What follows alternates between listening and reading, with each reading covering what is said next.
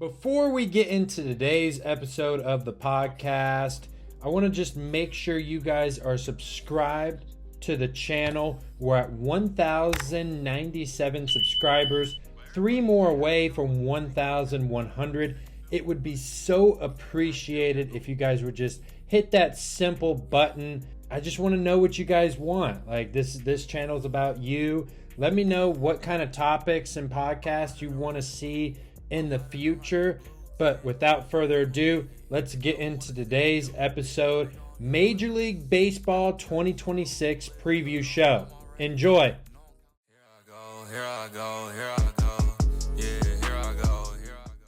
Welcome in, everyone, to yet another episode of The Take with your host, Jackson Burleson, of course. And in today's episode, we're bringing back 2 special guests for the MLB season preview podcast that we've been doing. First, we got social media manager from Foul Territory, Michael Beer, and also we will have host of Bornico Sports, and also he's going to be doing stuff with Bears Digest, Gabriel Vasquez. I appreciate you two hopping on the pod, man. This should be a fun little episode. Of course, absolutely. Thanks for having us, man. Yeah, excited to be back. So let's go ahead and get into it. Michael, before we got on camera, we were just talking about how you were at the Baseball Classic in Miami. It was, the World Baseball Classic final. Venezuela defeats the United States 3-2. I know the United States didn't really hit the ball that well. It was kind of, towards the end where Bryce Harper got that home run to tie it. But I'm sorry, Aaron Judge, but postseason choke artist at his best. I don't care if this is spring baseball. I really don't. We've seen him over and over again just not be able to hit these low and away, high and away pitches, and time again it seems like more and more people are starting to figure out how to pitch this guy. I just, whoever wants to answer this, what does Aaron Judge need to do to improve in these bigger moments? Michael, you can take it first. Go ahead, Michael. I really don't know. I think it's sad because Aaron Judge actually had a good postseason last year, and I think he's kind of getting the Clayton Kershaw treatment in the sense that everything is magnified with him, and when he does have a good run, a good series when the games matter, it's like, okay, that's what he's supposed to do. But then when he doesn't, obviously everyone gets all over him, and which is totally fair. Like, the expectations for that kind of player are extremely high, and they should be. So I think it's unfortunate that we're starting to see his reputation kind of turn into, to use a slang term here, like a choke artist in the stage of his career, which is, again, unfortunate. He has a few years left in his prime, so I don't, he's the best hitter in the world. Who am I to critique what he's doing up there? But I don't know, man. It's sad to see him up there, and no, I saw a tweet. It was like Aaron Judge is like the only person who you want up in a situation and absolutely do not want up in a situation. So I don't know. It's sad to see that. I kind of have to bounce off what Michael said.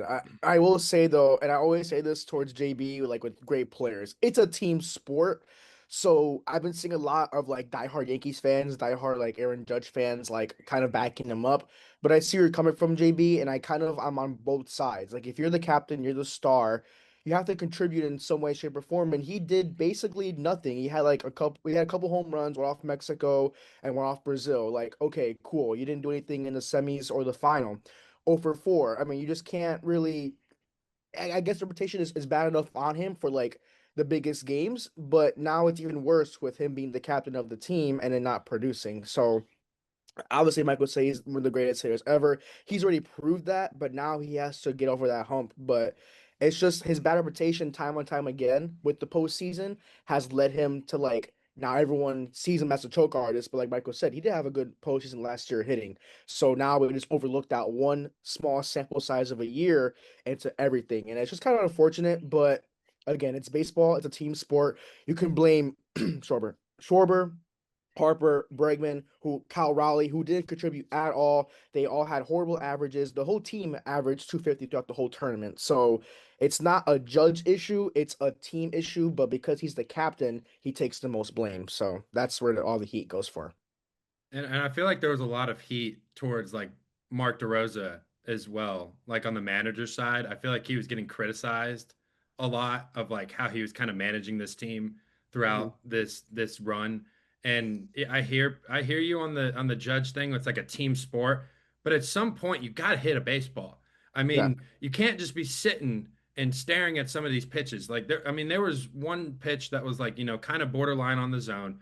And they were painting the corners on him, which that's what you need to do. But like at some point, like if it's that close where you think maybe it's a strike or oh maybe it's a ball, like swing it, swing it. But most likely, knowing our judge is probably not going to hit the baseball anyways because usually he's just I don't get it. It's Yeah. super frustrating because he's the guy, he's the man you expect to show up in those kind of like situations, but it wasn't, you know, I'm saying like no one else, like it wasn't just his fault. There's a lot of Right. blame to throw out. And Michael, you were actually at the World Baseball Classic. So I kind of want to ask you because I've never seen an atmosphere in a baseball game like that ever. I mean, Oh it yeah. was so loud. I mean, even just watching on the TV, it just seemed like it was kind of like scorching in there. Just how loud the Venezuela fans were. You were there. Just like tell us what that atmosphere was like and being a part of it. Yeah, it felt like a World Cup game. I think I also told you this before we hopped on. It kind of felt like the first time I'd ever covered a big event again, right? Like I kind of I don't really get as excited as I used to early on in my career when I get to do like World Series and All-Star games and stuff, but this one had a different feel to it. Like the energy in the building, the rush that like I got during the opening ceremony of the final when Aaron Judge is walking out with the American flag, and I think it was Michael Garcia who had the Venezuela flag, though I could be wrong on that. Luis Ariz had it. Price got it. Yeah, just the rush, I felt like the whole presentation, it was like the Olympics opening ceremony, but for baseball, because that's what the World Baseball Classic is. It's the Olympics for baseball. Um, so yeah, and to have this like right in the middle of spring training, like it's just the perfect time because nothing else is going on, right? Everyone's tuned in, everyone's watching it, everyone gets to see what happens when you put passionate fans in the building, right? Like I grew up here in America, and I've been so accustomed and used to Major League Baseball that prior to 2023, the World Baseball Classic to me was just kind of something that got in the way of the regular season. But I think you saw in 2023 at the end with Trout and Ohtani there, that kind of Yeah. sparked the worldwide interest in that in this, and you get all these people tuned in, you know, all the Dominican fans, the Venezuela fans, the Japanese fans coming over, and they're just going nuts. They're going, it means so much. And this is a long-winded answer, but this is the last point. Like people just don't understand how much this actually like means to like fans of Venezuela and fans of the DR. After the game, we were on the field, and Team USA's out there with their family, and yeah, obviously they want to win, and they're probably crushed. You saw Mason Miller and Kyle Schwarber immediately take off the silver medal, but like, Yeah. you know, if Venezuela lost, you know, they're probably in the locker room crying because it just means more to them. It's so to see them win and to see their fans get to relish in that was I think one of the coolest parts. I'm obviously, like I said, I grew up in America. I was rooting for Team USA. Mhm. But it was really cool, like to see Danny Palencia crying before the final out, to see Acuna's reaction to winning it on the same field he tore his ACL. And I think even in the semifinals, Acuna was crying before they made the final Yep. out. So Yep. it just meant so much more to the players and the fans. And I think seeing that passion come through in a sport where I've grown up on just very like surface level energy in America, other than the postseason, was the coolest part for me. Yep. No, I completely agree. Not to touch it too much on JB, I want to kind of add on to that because ever since I really knew about it in 2017, like it's been a ultimate interest for me, and I've like didn't really follow it that much in 2017 because like it wasn't as easy as it was to watch now because it's on like all the Fox Sports channels. But like obviously I grew up here too, but Puerto Rico is, known for baseball, we have nice baseball history. So seeing them, play and in 2017 had the undefeated run, and up losing to USA, but like just seeing like my culture play a sport that I grew up in and that I always was talked about when I was younger about Roberto Clemente and like Pudge Rodriguez and like Yachty, like that's for me a lot. And this is the take, right, JV? So I'm gonna have a nice little take, and I know Derek Jeter is gonna like disown me for this, but the hot take is I think the WBC is better than MLB. I just think the atmosphere is just that good, and just represent your culture just means a lot. And it means a lot for me. I love the Cubbies. We all know how much I love Cubs baseball. But to see, my Puerto Rican roots out there play baseball, the sport that I love, that I grew up in, my family grew up in, it just means so much more. And it means even more when we came up short twice. We lost in the finals in back-to-back WBCs. So it's really hard. I'm just like getting that itch to finally get over that hump. But yeah, I love WBC. I can't wait for it in 2029. I just want to touch on that because it's something that I look forward to, and I love it. It's great. So I kind of agree with your take, Gabe. Like it's better. Well, there you can't compare anything to representing your country. You just can't. Like yeah, there's nothing in the world like you saw with the Four Nations with the yeah, NHL. mhm, Like it's a very similar, feeling. You're representing your country. You saw Canada and USA come out and fighting and punching right away.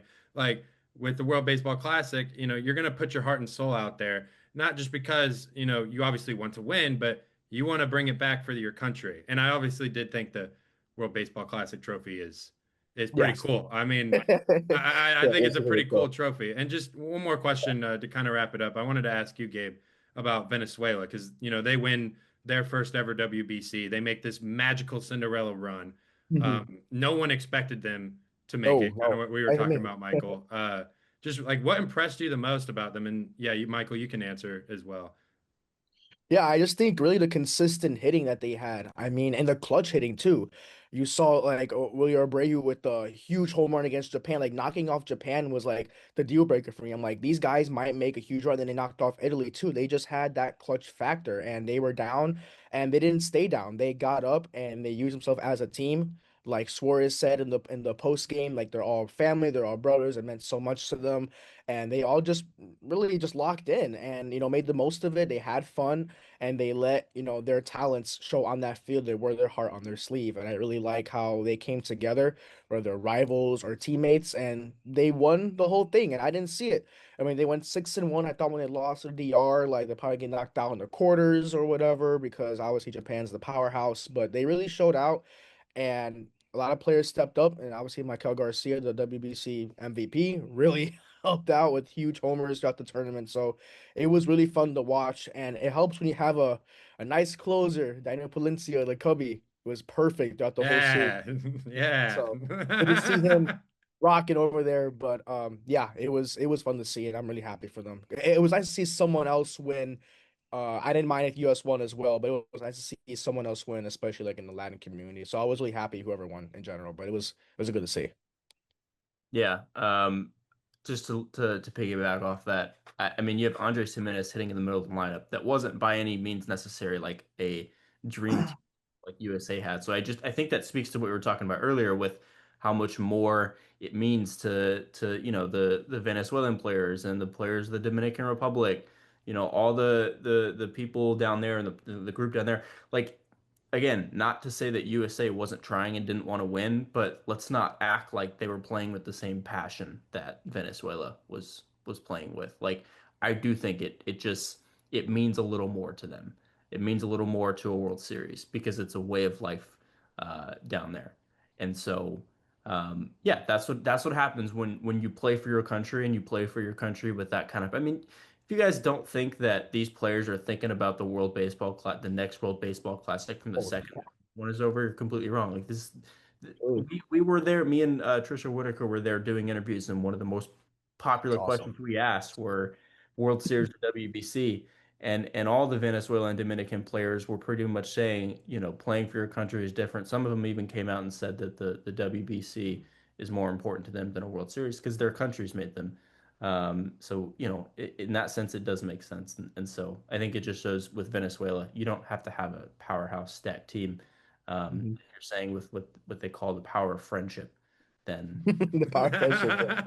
There you go. Awesome. I I love wanted that. to ask you, Michael, because you were saying you were on like some like really small ledge trying to get a video of like all the Venezuelan like fans in there, Mhm. and you were like dedicated to it. Like like tell me about like what that was like, because you were trying to get that video, obviously, but you were in like such a confined space. yeah, they're packing the concourse, man. Like it It's was like a awesome. ledge that like was half a foot long, and they're on there just like screaming and chanting, we want USA. I don't know. They were talking Spanish. I had no idea what they were saying, but I heard USA, so I'm assuming. Yeah, that part was Um, hilarious. and just had to get the shot. But yeah, I mean that was just post game. Like even during the game, they had like a traveling band that would go around the concourse. Again, it's just different than American baseball, and it's a lot more fun. And personally, I hope that next WBC I can make it down to Puerto Rico if they do pool play there again, because it was just like I'm just not used to that, and seeing it firsthand was so cool. Like just it was the coolest. I wish that MLB, I know you can't replicate that in Major League Baseball, but I feel like, a team like the Padres could implement something like that, and it'd be, at least during the postseason, some of the more high energy teams with a lot of Latin players. I know, that's again, like I said, probably not, you can't replicate that, but it was really cool. Yeah, because I think the atmosphere was the best part about that game. And the game was not, fantastic, but I mean, you appreciate good pitching. Like the atmosphere was just so good. And we're going to transition to the MLB because before we get into the season, I want to talk about this looming lockout because there's been a pretty big topic for a lot of people. Is this upcoming season, going to be the last baseball season, and maybe next year there may not even be one. I don't know what's, you got the salary cap going on. You got revenue sharing, payroll disparity. Um, I don't know if there's really been meaningful talks with that. I think the salary cap, that's where we're kind of going to start. They're trying to implement a floor, obviously trying to get a cap in there. And right now baseball doesn't have a salary cap. Players don't want it. So how could I mean, how much should fans be worried about this looming 2027 lockout with all these issues? I I'll go first. yeah. Um, I think they should be worried about missing a handful of games. I don't think they'll skip a full season. But then again, if the owners really want a salary cap, they are the ones that can afford to lose a full season, whereas the players cannot. Mhm. To the point of a salary cap, that's not the answer. And I know a lot of fans see what the Dodgers are doing, and they see the Yankees spend, and Mhm. all these, big market teams just hand out money like it's candy on Halloween, and all the small market teams seem to get shafted when they try. But that's the thing, there's not enough small market teams trying. Um, I mean, it's simple. The money that the big teams, the tax when they get into the over the CBT, the competitive balance tax threshold, that goes back into the revenue sharing for the small market teams, and a lot of them will pocket that. Sometimes try, sometimes don't try. When they try, it's like, oh, we offered Kyle Schwarber, you know, 5 million less than the Phillies. Well, if you're like the Pirates, you got to offer a little more. So a salary cap's not the answer. Like good teams are going to be good teams. You need to find a way to get the small market owners to spend. Um, the obvious answer to that is a salary floor, but the thing is, you're not getting a salary floor without a salary cap. And so I don't, that's why there are professional negotiators like Bruce Meyer on the PA side, right? And it is gonna be a clash. Let me tell you, it's, I think this is a very pivotal, excuse me, collective Yeah. bargaining agreement. Stop laughing. It's not that funny. Hey, But how's your time, brother? You're good. but no, seriously, like I think it's going to be very hard to predict what's going to come of this. But a salary cap is not the answer. Yeah. Yeah, I was gonna say that's a good point. I'll let you go first 'cause I'm sure you have more insight with it, with your job and everything. But I agree with the getting the smaller market teams to spend more because I don't think the Dodgers are really ruining baseball. I think they're just trying to prove that no one else is willing to spend. And there are other teams that like are not like the Dodgers in like high, money value, but like are a good market. Like the Cubs, they could spend more money than they want to. They just don't choose to. Like the Cubs are a decent market. Like they can spend the money. They really want to. They can get Tucker back. Well, I don't want Tucker back. I'm glad they didn't do that. It's a whole other thing. But they can go and get players to bigger contracts. Yeah, we still got Bregman, which is a solid contract. It was 5 years.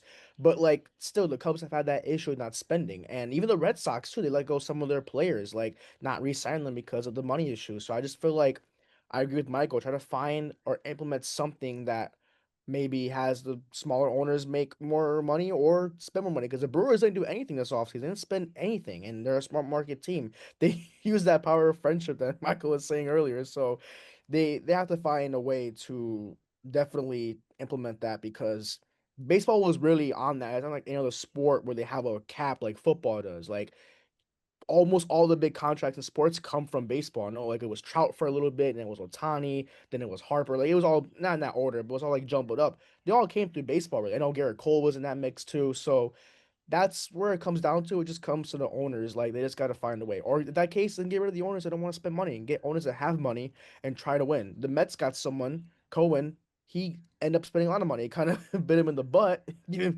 Soto Yeah. that bad Yeah. Gave Juan contract, but Soto that still. contract. Yeah. Well, he's spending money. Like it comes down to who is willing to win, and you gotta spend money to make money. You gotta spend money to win. So that's how I see it, to be honest. Yeah, Yeah. and one Yeah. more I don't thing, know. if you don't mind, Jackson.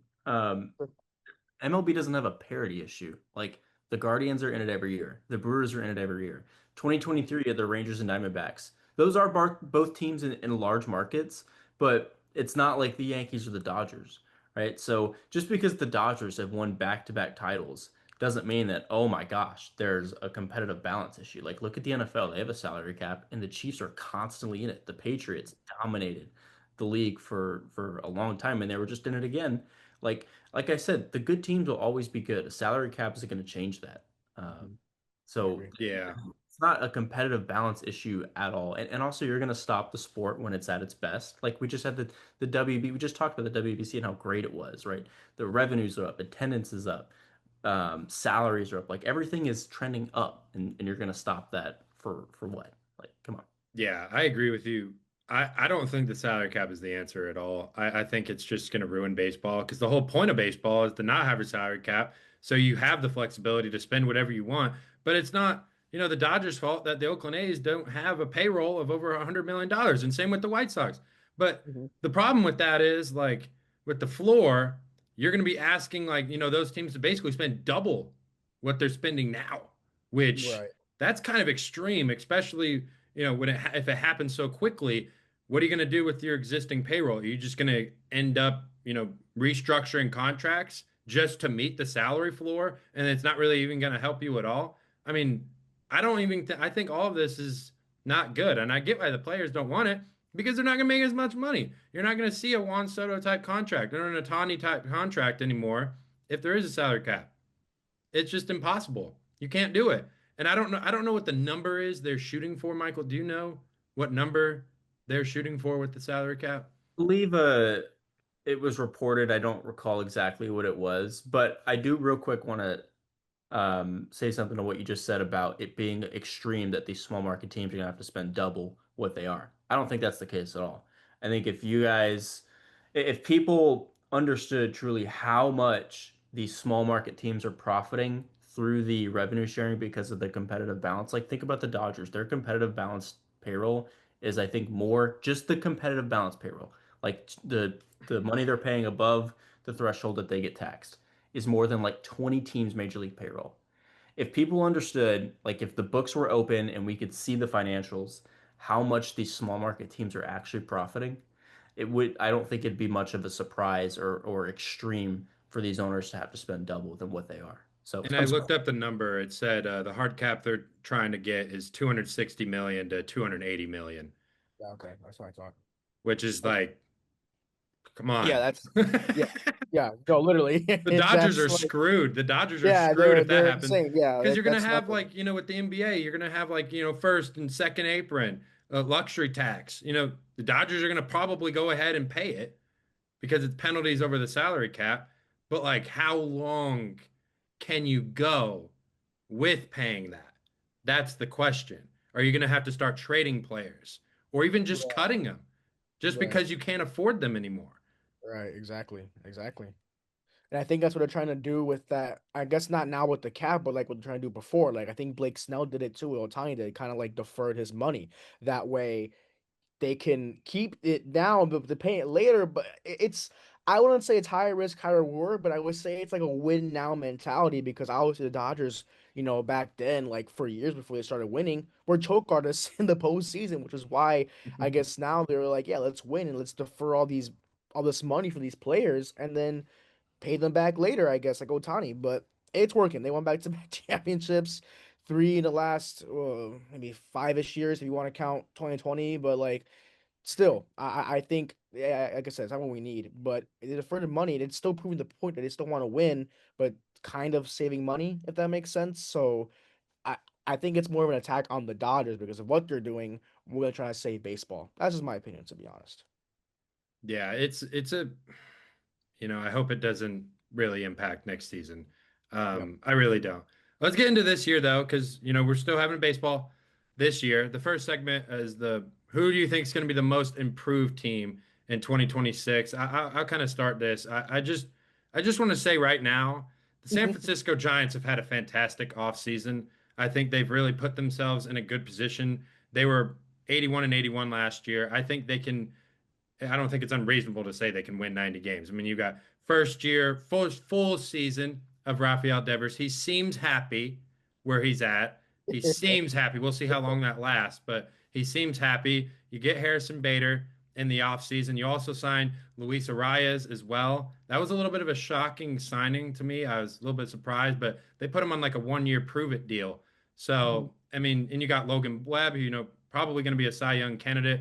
But the only Mhm. thing for me that's kind of hesitant about like maybe the Giants like winning like even 90 or 95 games is that their bullpen.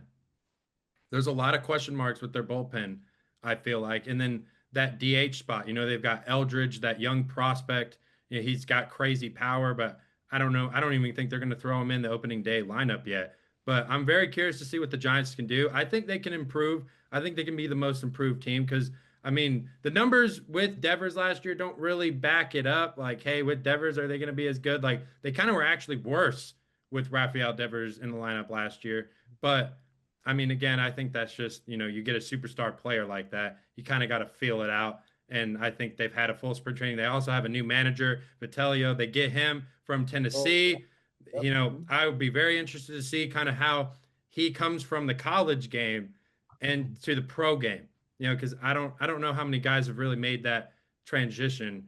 And it's just I'm very curious to see kind of how he manages the Giants because there are a lot of personalities in there, but I think they have the talent and they're in a tough division. I know the NL West is a tough division, but I do think they can make that jump over the Padres to be the second best team in that division. It's a Yeah. good pick. I don't mind it. Go ahead, Michael. You're good. No, no, I was gonna agree. I think yeah, totally. First full season of Rafael Devers. The big question is obviously Vitello. How's that gonna work? Yeah.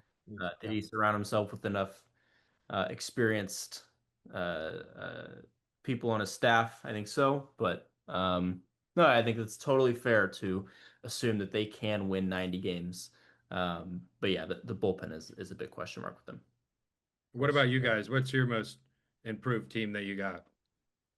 I kind of say this like not every year, but I kind of give them too much credit. But I feel like it's gonna happen one day. But I picked the Mets. I like their off season. They got Bo Bichette, Marcus Semien, Freddie Peralta, Devin Williams.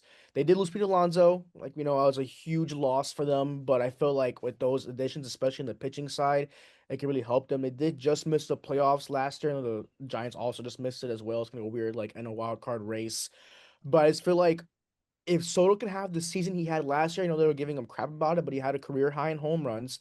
His average was about the average range you want for a power player like that. And you just get the rest of the offense going and that pitching as consistent. They have a solid rotation now, especially with Freddie Peralta in there. I mean, he had a good season with the Brewers. He's always very consistent. So I just feel like with all these pieces there, it could happen. In the NL East is also a tough division. You got the Braves in there, obviously the Phillies. So it's gonna be tough to get over that hump. But I don't know the Mets are the Mets, but I just have a feeling they're gonna do it someday and at least get to the playoffs and maybe get over like the first round or two. I know they went to NLCS a couple seasons back, but with Lindor, hopefully he comes back sooner or later. I know he was hurt. He missed WBC for it. Really upset with that. Don't get me started on that. But if he gets rolling as well, it should be a good season for the Mets there, and hopefully they make some good trades in the trade deadline, maybe improve their team. So I just have that feeling that they're gonna get over that because they have the talent. They just need to stop metting it all the time. I'm gonna go with the Pittsburgh Pirates. Uh, I know, wow, shocking, but There you like go. the Pirates were kind of bottom of the barrel last year, Mhm. and they go out, they add Brandon Lau. They Mhm. give out their first multi-year contract in I think 10 plus years with Ryan O'Hearn. Um, That's insane. and Yep. also like look at what they have internally coming. Connor Griffin, I think everyone's consensus that he's going to be a stud. Bubba Mhm. Chandler, uh, Jared Jones coming back from I believe Tommy John surgery. So that's a three-headed monster that I don't think many people want to see in a short playoff series. Which in the NL Central, with all due respect to your Cubs, Gabe, is a very winnable division when you look at like the NL Yep. West and the Yep. NL East and the AL East. Okay. So yeah, I'm gonna go with the Pirates. I mean, obviously Skeens speaks for himself. They also brought in Marcell Ozuna. I thought not bringing back Andrew McCutchen was really weird. Yeah. Yeah. Me Yeah, and Jimmy now he's kind on the of. Rangers. Yeah, they're just not on my bingo card. No. It's not. Protective Rangers fan. But yes, I've got the Pittsburgh Pirates to surprise some people in a division that I actually think is going to be pretty competitive this year. Yeah, I agree. I will agree. Okay. Okay. Dark Horse World Series pick. I'm gonna first of all, Chicago Cubs are this team. Yeah, The yeah, Chicago That's Cubs. buddy. not a dark horse Let's pick. go. Yes, the Chicago. Yes, I think. Well, it's like I feel like there's a lot of yes. question marks of like, hey, can they beat the Dodgers or not? Hmm. And I do. I do think they can beat the Dodgers. I think we talked about losing Kyle Tucker. Care. Don't care. Whatever. Don't care. Leave We him got out. Leave Alex him out. Bregman. I think he actually fits in very nice with this lineup we got going on. And I think we improved our bullpen. We got a lot of arms in the offseason. We've got a great closer. Yeah, And buddy. if our starting rotation can get healthy at the right time, Justin Steele's coming back in July or June. So just seeing what the Cubs have done this offseason, I think is going to put us in a very good position. Now, the question mark is like, oh, yeah, well, we were really hot at the beginning of the season before the All Star break, and then we kind of just took a dump like in the second half. We weren't really hitting the ball that well. PCA came down to earth a little bit. Mhm. Suzuki's numbers went down a little bit. Mhm. I think we're going to get it done. This is the third year of Craig Counsell. We had kind of, year one, all right, let's just feel it out. Let's just see what kind of team we got. Year two, we didn't really know what Pete Crow Armstrong was going to be exactly. We knew the potential was there, but like we didn't Right. know if he was Right. actually going to produce. He did. And now you get a lineup with, you got Bush, Nico Horner, Suzuki, PCA, like Alex Bregman, which, I just, not a lot of people are talking about that. I think that's probably the best signing. Like, I think that was the sneakiest signing all of free agency. You just get a guy, he's not a crazy like power hitter, but he will get you on the bases. And what we've always talked about, Gabe, with the Cubs is can we get RBIs and get guys in to Mhm. scoring? When there's bases, you have to get guys Mhm. in scoring position. So I'm just thinking that's going to really help our lineup a lot. You also got Swanson, great defensive guy. His bat is, getting better, Yeah, I feel like. But the maybe better. Yeah. Cubs, best, I think we're one of the best defensive teams in baseball, if not the best. Correct. Yep. And then I agree. offensively, if we're hitting at all cylinders, we're going to be tough to beat. And it's a dark horse because the Dodgers, I mean, Mhm. if we Especially match up with the Dodgers in a series, I just pray. honestly don't Just know pray if at we that win. point. Just yeah. Just keep praying. And it's because like we always collapse and choke in the second half of the year. We do it Mhm. every time. All year. We should have won And the division last year, but we were like, "Hey, Brewers, here you the go. Brewers don't have like Like here 10 you plus go." game winning streaks like in the season. Like what's it all about? Like yeah. So I Yeah, I would that's say agree. the that's Cubs. not dark horse to me. They you gotta live with your own failures. They gave the division away. That's on them. The Cubs were I absolutely positioned to win last year. So hey, but we'll agree to disagree. I would say it would have been better if we won the division and then beat the Brewers, but we lost the division and then still lost to the Brewers in the playoffs. So Yeah. yes, it's definitely our fault. But I don't touch too much how much about it because JB already covered it. But I did pick the Cubs as well. I do think with a lot of the players that we have, I just think it's all about like not luck per se, but how everything turned out. Obviously, we came back down 2-0 in the DS, just fell short, but that just comes with, I would say, really just hitting because it was a low scoring game, but the only run was Suzuki's homer. So if we get more contact guys and more, power guys at the right time, I will keep blaming him forever. I blame Tucker. He was up 3-1 in like the sixth or something with runners on first and second, and he struck out with back-to-back fastballs. That's not a postseason hitter. Get him out of town, please. I'm so done with him. But Well, yeah, we I are think done with him, but now yeah, he's, we are done with now him. he That's wants to right. pull a Kevin Durant and go to the, gauntlet team over there. Great. So, but I'm excited for Edward Cabrera as well. That was a shocker Yeah, and that was one I not a forgot to shocker per mention. se, but he's improved a lot from his previous season in 2024. So And excited to see Morton too. Hopefully he can stay healthy. that too. Yeah, I'm a little worried for Seiya. He did get hurt in the Knee injury, right? quarterfinal. The injury, yeah. So hopefully he's back sooner than later. I heard it was a minor thing from what I Yeah, read. it was minor, so he should be okay. But I'm excited. Expectations are really high, and I feel like when the Cubs, are really high in expectations, they kind of like just lower, my hope because it always happens. One time it didn't happen was 2016. So, but yeah, I'm excited. And Alex Bregman signed when the Bears were losing to the Packers in the wild card round, and I was like screaming in happiness. I'm like, this is gonna make me happy because the Bears are about to lose, but then they came back, so it was a win-win.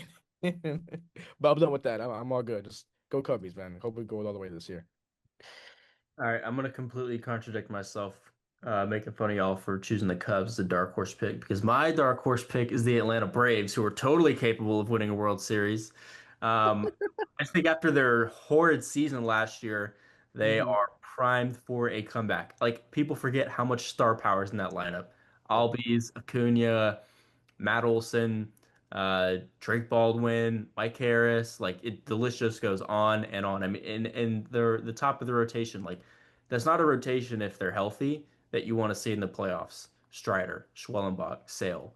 Like it's just I think that's a really well run organization. The team just needs to stay healthy. That's it. It's a tough division, but they won it, in recent memory. So it's not like they're far gone off a World Series championship. They won in what 2020, One. 2021. That's right, because the Astros won in 22. Mhm. So yeah, my pick is the Atlanta Braves. Dark horse World Series. Yeah, that's all good. All Hey, good. All nice, good. nice going there, Jerickson Profar, with the PEDs. You get Again, suspended for 80 games, and then now again, you get suspended the again. whole season. Great job. Right. Yeah. Congratulations. Yeah. Because I was really thinking he was gonna have a great season, but he Yeah. just loves to take PEDs for some reason. I don't know why. Like that hurts the Braves too, because he was a good player. Yeah, he's a pretty solid player. And he's done it again, which is like bad because you haven't learned from your mistake. And MLB is very strict about that. We're not gonna go into that with like, how MLB treats, steroids, but they're on that stuff. Like, why would you do it if you know they're gonna be on it? Like they always test. They don't want no Barry Bonds, 2.0 is, scenarios. So they have to like know what happens. So that's on his mistake. That's on his own doing, and he's gonna pay for it. And he is now. He's gonna spend it for a whole year, and that hurts his team. So He's paying $40 million for it, ish, because he yeah. lost it last year from the suspension. He's going to lose his whole salary this year. So yeah, oh, he's paying for it. That's Yeah, right. absolutely. Yeah, no kidding. I didn't even know that. Wow, So that's insane. that's bad. Yeah. Is That's he a is he for the gonna come Braves. back next year? That's the interesting thing. Like, how does Atlanta welcome him back? I mean, we'll have to see. I can't imagine the players are super thrilled. But that's the other thing with the Braves. They have $20 million now. Like, they kind of need a starting They pitcher. do. Yeah, Swellenbach is hurt. I know I they mentioned him do. earlier, but like, he may not. There's still a chance he may not come back by the end of the year. So do they go out, trade for a starter at the deadline that they can afford to pay, or do one of those, May June trades if they really need it? Yeah, right. But the Braves, like, whereas they didn't before, they kind of have a little bit of flexibility now. So it's like they're not going to do anything right now. It's too up close to the regular season. But they're going to be an intriguing team to watch in terms of like pieces to add, right? Like if Kim doesn't work out at shortstop, they need a shortstop. Go find a shortstop, right? So Yeah, they've there you got go. flexibility now. This is off For sure. topic. This just came up in my head because I know the Tarek Skubal stuff has been kind of been a big topic. You know, are the Tigers going to pay him? Are they going to move from him? You know, what do you think is going to happen with Skubal this year? I think if the Tigers weren't willing to give Alex Bregman the money that he got, which isn't insignificant by any means, but it's I think less than half than what Scubal's going to get, then I think you are probably going to see Tarek Skubal wearing a different hat next year, which begs the question, how deep do they gut their farm system if they're in it? Because you only have one season left. Tarek Skubal is represented by Scott Boras. He's going to be the first pitcher to get 400 plus million. He's not re-signing with the Tigers unless they offer him 450, 500 million right now. Like it's just Mhm. not going to happen. Yeah. So, talked about fascinating teams to watch with the Cubs and the Braves. That's another one. Like I said, if they're in it, do they move on from Kevin McGonigal? Do they move on from Max Clark? Like how do they handle their farm system like I said, did they gut it entirely? Not entirely, but did they gut it for proven talent to potentially make a run there with Scooble? We'll see. Yeah. And There that'd you be cool if the Cubs got him, Gabe. go. No more But dark horse. Put him in the favorites at that point. Like, yeah. forget it. She got him, Steele, Cabrera, Imanaga, which is whatever, a little iffy, but Ty, you got a huge rotation. Put some in the bullpen at that point. And you got Scuba in there. I don't care. But no, that'll be great. But yeah, we'll see what happens. Again, that goes back to like the salary cap thing because they almost didn't pay him. Luckily, he came back. But yeah, so yeah, And then legitimate World Series pick. I mean, I the Dodgers, yeah, they're gonna win it yes, all. I mean, yeah. You get Kyle Tucker and Edwin Diaz, you add them to the greatest team ever. It's just they're the greatest team ever. That Dodgers team last year's greatest team ever. Then you add two players like that. It's not fair. It's not fair. It's I've been saying it's like Kevin Durant joining the Warriors after he lost to them in the Western Conference Finals. You got Kyle Tucker, joining basically the Warriors or the Dodgers. You got him going over there. This is not fair. This lineup is not fair. Otani, Mookie Betts, Freddie Freeman. I mean, do I need to keep going? I mean, there's too many good players on this team. Yamamoto, he was so good in the World Series last year. It's not fair. And Otani's pitching. And in spring training, he's throwing 99 miles an hour. This dude looks ready to go. He looks fresh. I'm scared. I'm scared of the Dodgers. There's no way they don't three-peat. No way. Then we haven't seen a three-peat since 2000 Yankees. I think they're going to Yeah. be the first team since then to do it. I do. I would agree. Keep it short and sweet with that one. I think we can cross out the Dodgers and just, with the legit World Series picks, but I will probably add maybe the Mariners to them.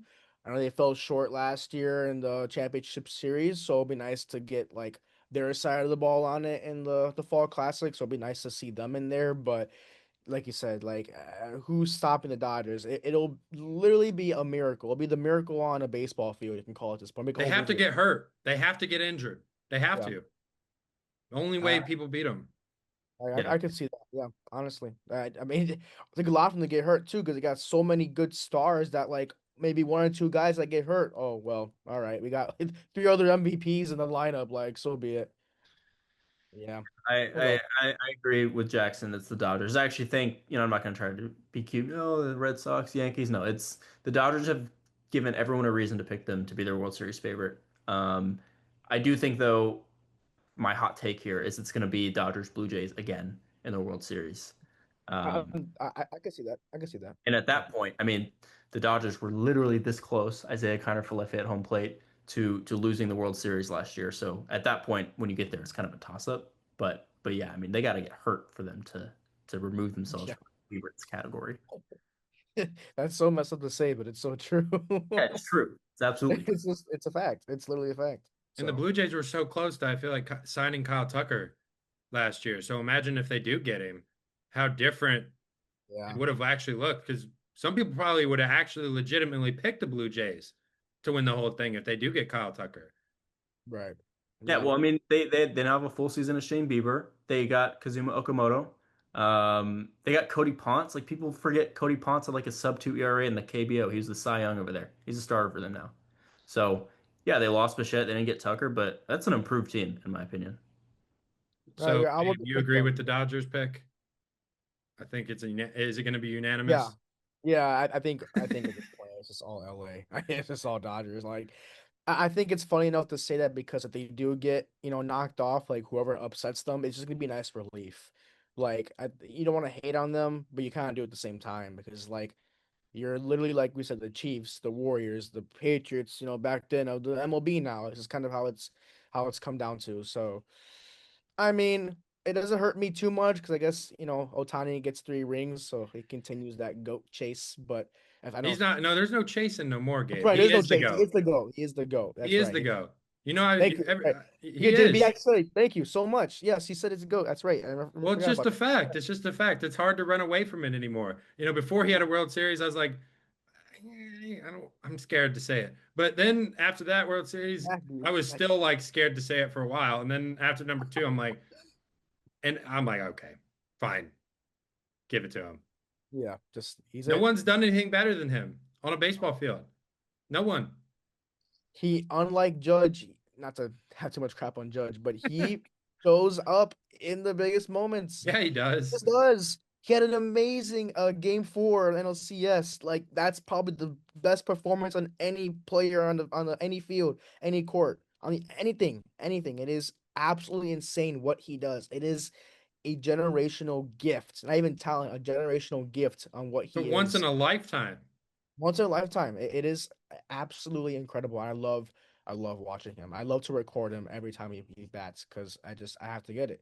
I gotta tell my grandkids about this.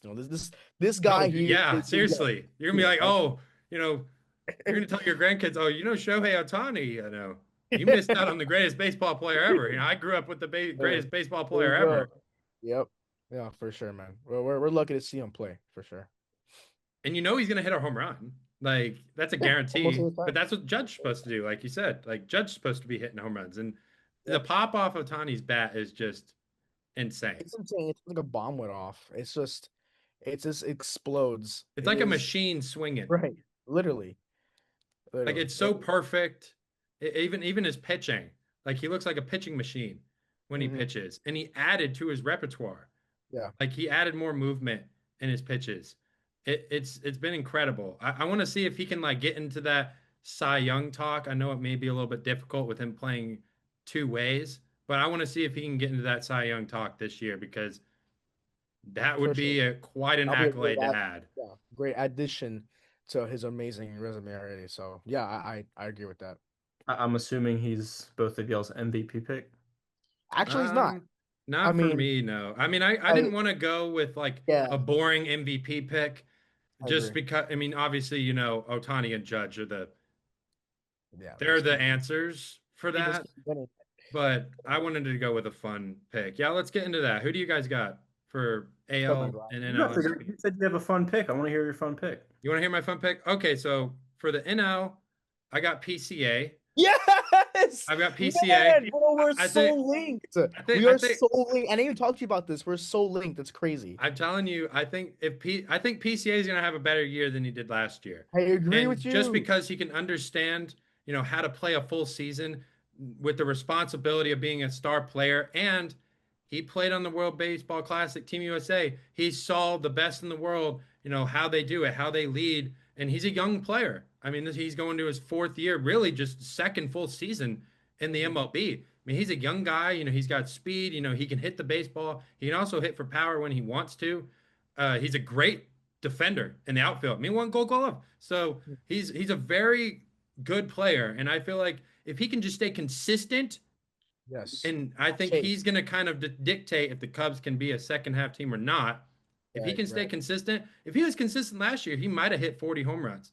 So Mhm. like if he's in that conversation, hitting 40 home runs, his average is like almost near 300. He's running in like over 100 RBIs. This guy is definitely going to be in that conversation because he was putting up Barry Bonds numbers in the first half of the season last year. And if he continued that, he could have won MVP last year. But I think he's Really going to cool. get it done this year. Yeah. No, I agree. Not too much to say for me because we have the same thing.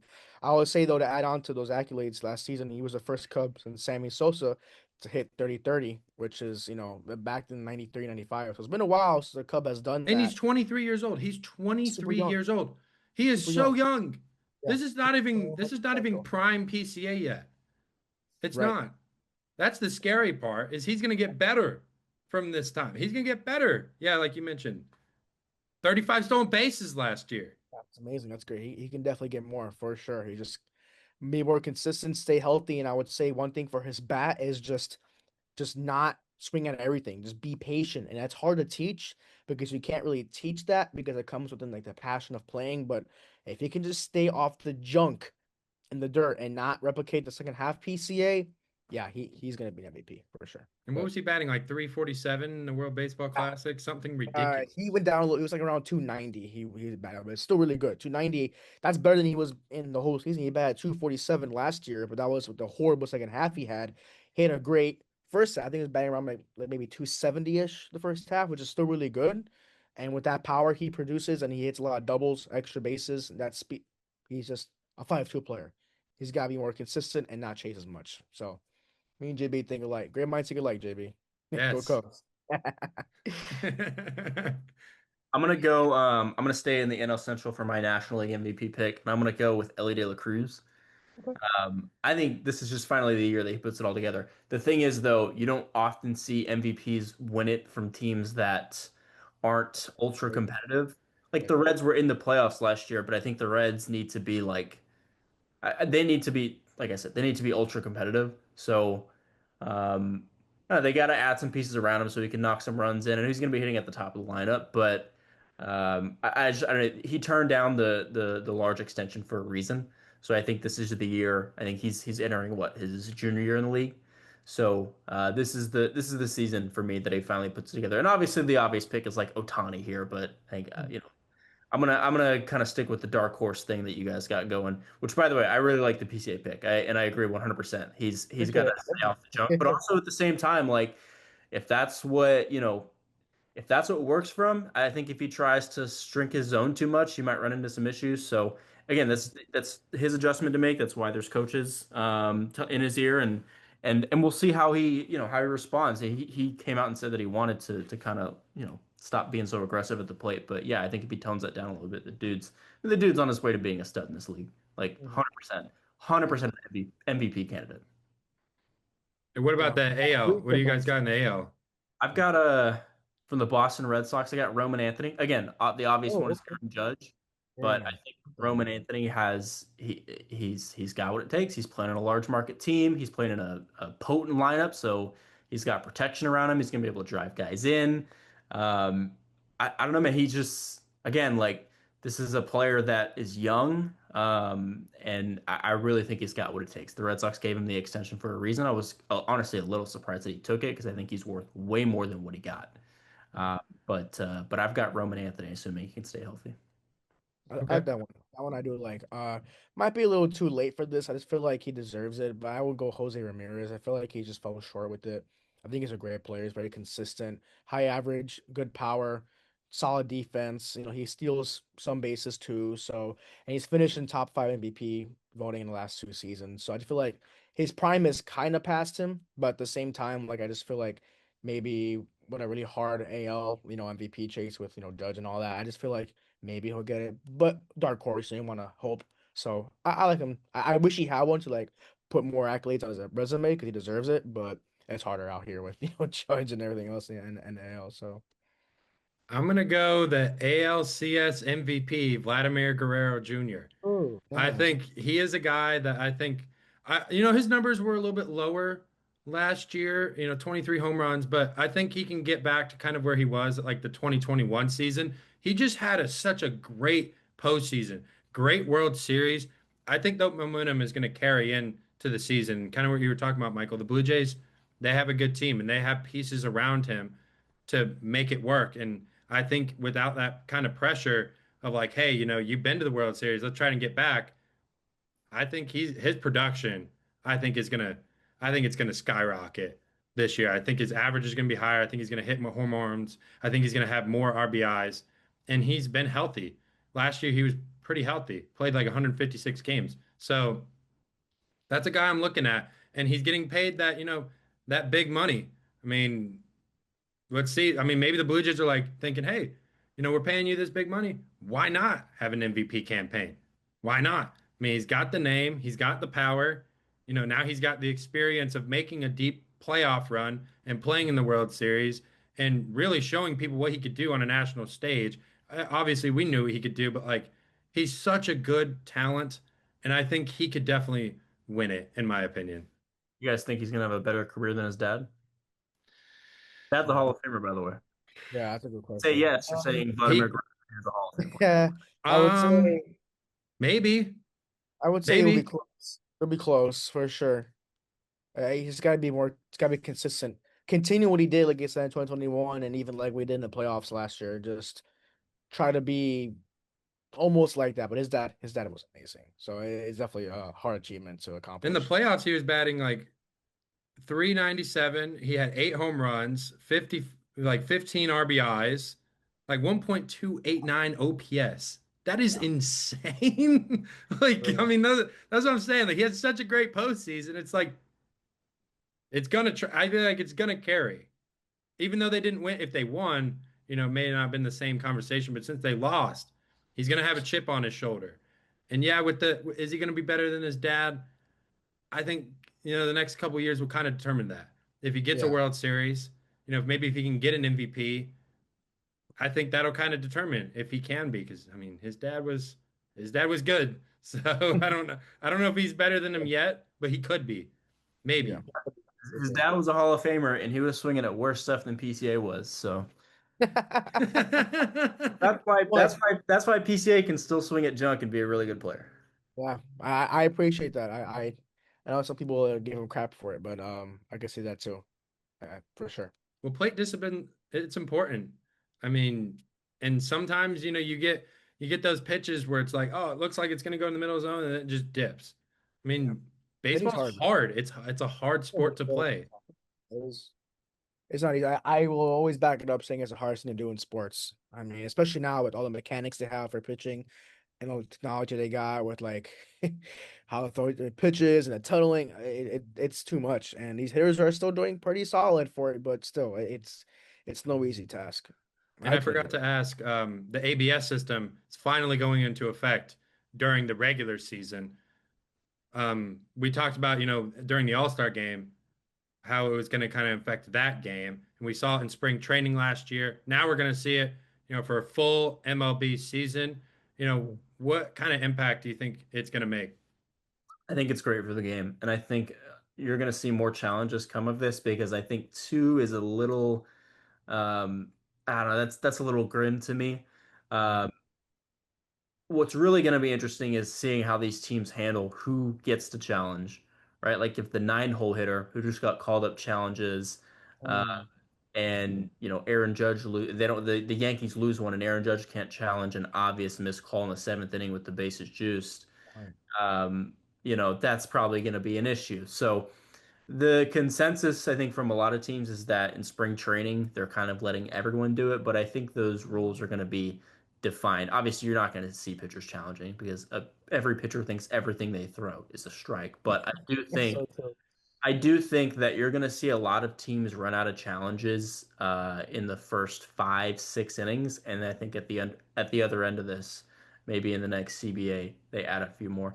One thing on this, people wanted to see the ABS and the WBC, and yes, that would have been awesome, and I wanted to see that too. But also, like the amount of passion and energy, and not to get off track here, but I just have to throw this out there, and those teams would have ran out of challenges in the second inning. Like they would Yeah, no, throw hands absolutely. up and thought something was a strike or a ball. Yeah, Like, there's no yeah, way that the Perdomo call would have stood because they wouldn't have had any more challenges or the Soto call in the USA game. Like it just that yeah. would have been funny to see. I agree. That's a good point, actually. But I agree with you, Michael. I think it's great for the game. I think it's, gonna humble these umpires a lot. We've seen some pretty atrocious missed calls already in spring training, so it's good to have it. It's long overdue. I know everyone likes to rip on umpires. It also, it's a hard job as well. Like I don't go on them about it too much because it is a hard job, but at the same time, like these calls are pretty atrocious. Like y'all gotta lock in. But yeah, my thing I'm worried about is like game seven, basically kind of like what it was for the Blue Jays and stuff. Like, let's say, like, it's a controversial strike three call and they tap their head and game seven ends on a review. It's kind of like, it's not like a real ideal way to end it, but at the same time, it'll help the game out, and progress it. Maybe I help the umpires too. Maybe it'll help them give an idea of like the strike zone better. But I did hear that they're gonna adjust the zone to the player's height. So they changed the strike zone again because they change it all the time. But now it's gonna be to the player's height and exactly. So that could be hard for umpires as well because they got to now adjust to different strike zones. But it also can help them because they got the technology for it now. And they're adjusting it when they're standing straight up. So they have them come into Yeah, spring training and they have them stand posture straight up. So those guys like Altuve and those guys like the shorter guys who kind of crouch low in their stance. Bregman, another one. When he yeah, right. loads, kind of his zone shrinks. The zone isn't going to shrink because they've measured him standing straight up. So that's another interesting thing to see. It's probably something that they're going to have to adjust as they go to. That changes some strategy too. Kind of like you said, you can't shrink the zone like that. I I'm not a big fan of that. I don't like that. Yeah, That's not baseball. yeah, And I think that's why they have so little challenges, right? But again, like I think on the other end of this, you're going to see, add one or two more, but to start, yeah, I mean that there's a reason that there are so few, and I think that probably plays into it. Yeah, and right, see, because the motions of like, hey, I want to challenge this, I want to challenge this. Like, sometimes you got to save them for later in the game when it means a little bit more.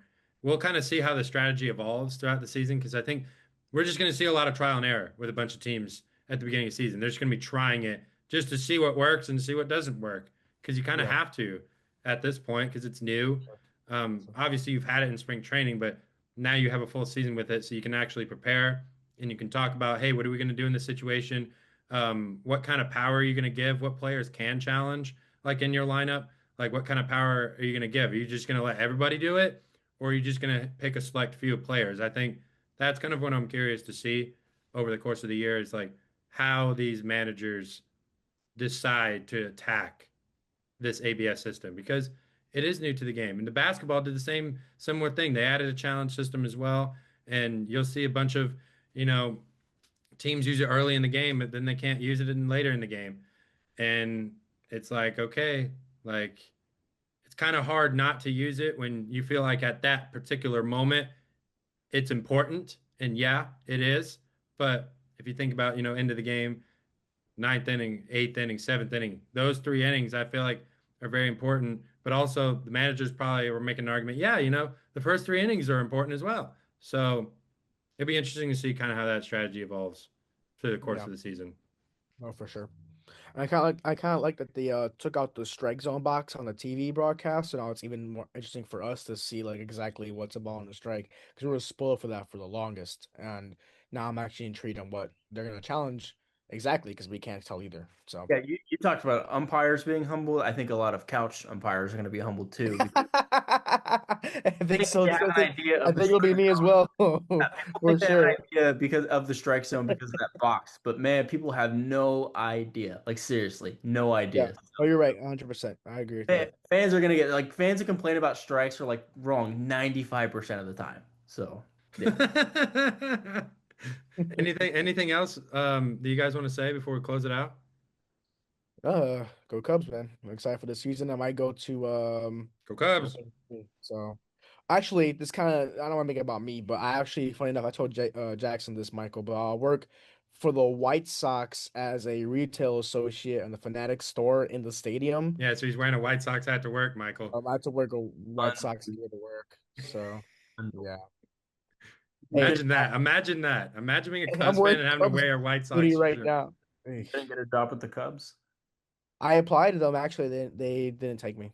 But it's Wow. okay, 'cause I live across the city. I live in the south side now, but I grew up on the north side. That's why I'm a Cubs fan. But my family moved to the south side. It's a little cheaper. So, but That's very disappointing. You better hope no pictures get out of you wearing White Sox. I No, know. I'm getting a picture. No, I will no, fly to Chicago to get a you picture of you guys in a gotta White come to Sox the hat. stadium and go I'll inside be the like, store in dude, the fake stadium. Cubs fan over here. He's hanging out with the White Sox all the time, dude. Hey, it's not going to be hard to find them with all 10 people at their games. So So, there you go. Yeah, that's also like same with the Rays. I mean, they don't have many fans either. So, and they just rebuilt their stadium. So, Yeah. yeah, I mean, they've been talking about moving as well. I don't know if they're going to But stay in Tampa or if they're going to build a stadium or whatever, but no, I'm not trying to get off track, but that's kind of randomly came to my head. They're staying in Tampa. I would love for them to move to Orlando, the team in my backyard, but no, they are staying in Tampa. Yeah. Yeah, it's gonna move not St. Pete. No, yeah, no, not St. Pete, but wherever I'm forgetting where they're at already. But like, they're not actually in Tampa, so they're move out of there because it's not a good area for a stadium. No, I heard they might build something like north of Tampa, kind of like Yeah, what the Bucks do. So maybe it'll be a little bit easier for fans to get there, and you can kind of pack a stadium because they don't pack a stadium. So I mean, you said you've been to Ray. I'm sure you guys both have been to Rays games. I have not, so I don't know yeah, what it's actually like to walk into that stadium and see a bunch of empty. But saw it on the TV for the postseason when they were playing the Rangers. That was yeah. sad. I've been to a couple. It's at least from what I'm used to from Wrigley Field, it's definitely a disappointment. But you can tell there's a select few race fans are kind of diehard. Like you can tell there's some race fans are really passionate for the team, but it's light years from what I'm used to at Wrigley. Like it is not even close If because there was more than one way in and out of St. Pete, one main way, there's one bridge that everyone exactly. drives on that connects Tampa to St. Pete, and there's always traffic. It's always backed up. I mean, Hmm. Tampa fans, they pack the stadium to watch the Bucks. They pack the stadium to watch the Lightning. Like they will have no issue with fans in the building Hmm. if they're in Tampa, which they're supposed to. They're right next to Raymond James and right next to Steinbrenner Field, so Yeah, they'll do just fine. They just need to be in a better location. for sure. Yeah. Yeah. All right. Well, this is Michael Beer from Foul Territory and Gabriel Vasquez, host of Bornico Sports, and he's going to be doing stuff with Bears Digest. I appreciate you guys hopping on to unpack some stuff with baseball. I'm excited for the baseball season. I'm kind For of in sure. that mode where I'm like, it is March Madness right now. So I'm kind of in basketball mode still, but, I'm excited for baseball. Absolutely. I'm excited as well. Love baseball. You already know Yeah. that. Can't wait. Thanks for having me on.